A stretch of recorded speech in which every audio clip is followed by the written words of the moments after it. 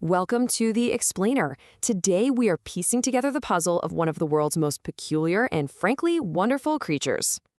All right, let's kick things off with a little riddle to get our brains working. What has spines like a porcupine, a snout like an anteater, but is related to neither of them? Got an answer? If you guessed the echidna, you are absolutely right. You might also know it as the spiny anteater. This is a truly one-of-a-kind animal, found wandering around Australia and New Guinea. So, where do we even begin with this amazing creature? Well, let's start by taking a closer look at its incredible anatomy.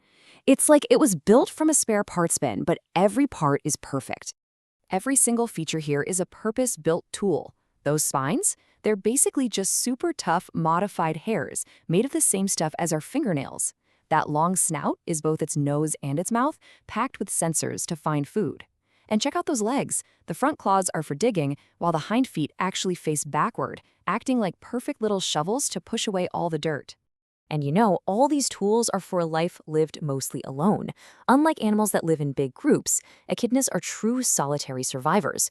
And when they do have young, the babies get one of the absolute cutest names in the entire animal kingdom, puggles.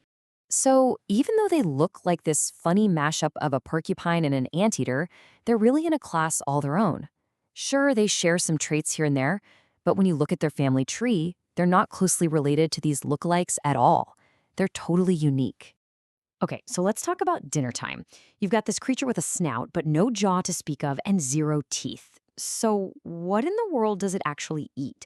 And maybe more importantly, how? Well, for starters, they really, really love ants.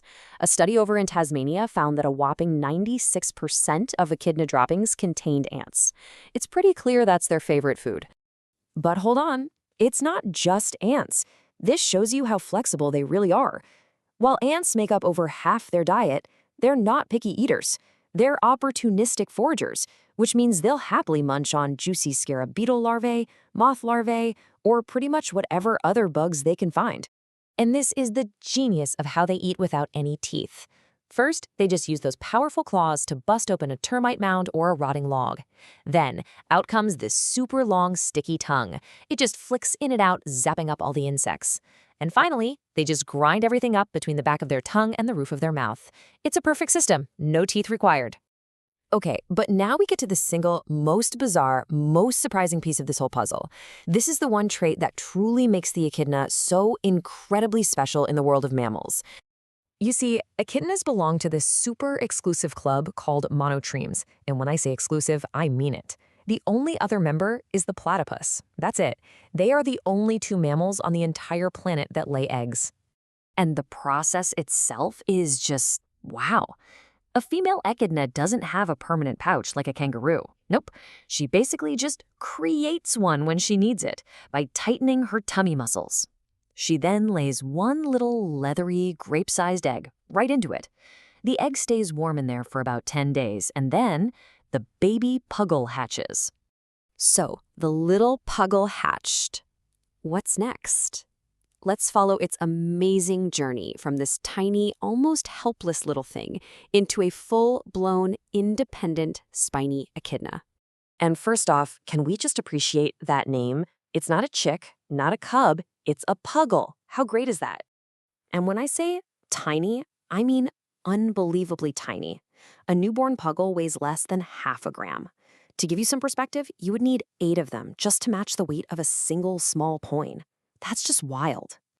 The puggle's development is a super timed journey. It spends its first month and a half or so in the pouch, but as soon as those spines start coming in, you can imagine why, Mom moves it to a safe little nursery burrow. And get this, she only comes back to feed it every 5 days. That's it, until it's finally weaned at around 7 months old. Okay, and this might be the weirdest part of all. Monotremes don't have nipples. So how does the puggle drink its milk? Well, the mother's body actually secretes milk from these special glands right onto her skin in an area they call a milk patch, and the puggle just laps it right up. It's a completely different way of nursing. All right, for our last piece of the puzzle, let's look at the incredible survival skills that have made the adult echidna a true master of resilience. So one of their secret weapons is something called torpor. You can think of it like a flexible, on-demand hibernation. It's a state that can just flip on anytime to conserve precious energy when food is scarce or the weather gets tough. And we're not talking about just a light nap. When an echidna goes into a deep hibernation, its body basically shuts down.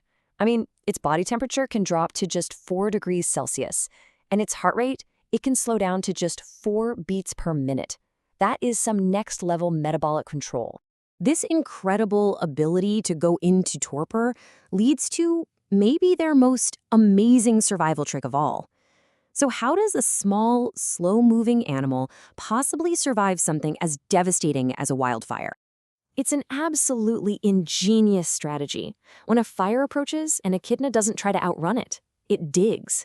It burrows straight down into the cool earth, packing insulating dirt between its spines to act as a heat shield. Then it just shuts its body down into torpor, dramatically reducing its need for oxygen, and it simply waits for the fire to pass right over its head.